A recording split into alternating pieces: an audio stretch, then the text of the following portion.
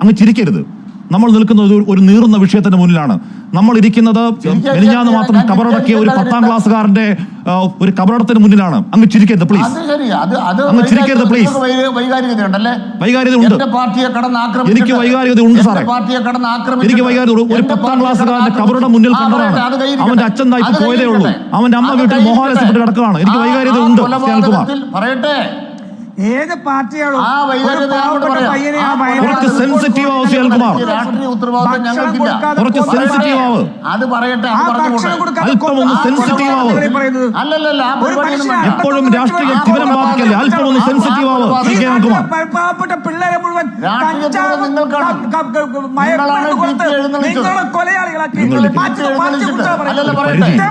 കൊലപാതകത്തിൽ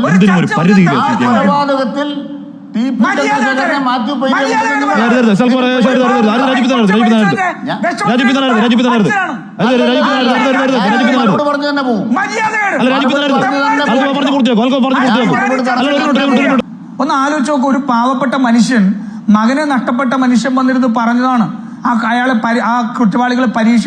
അതിന് രാഷ്ട്രീയ ലക്ഷ്യം എന്നാണ് ആക്ഷേപിക്കുന്നത്. എന്തൊരു ഇൻസെൻസിറ്റീവ്നെസ് ആണിത്. എങ്ങനെയാണ് ഇങ്ങനെ പറയാൻ കഴിയുക? ഞാൻ കൃത്യമായിട്ട് ഇന്ന് ഈ ചർച്ച കാണുമ്പോൾ പോലും ഈ പിഞ്ചു മക്കളുള്ള, ഞാൻ 13 വയസ്സുള്ള ഒരു കുട്ടിയുടെ അച്ഛനാണ്.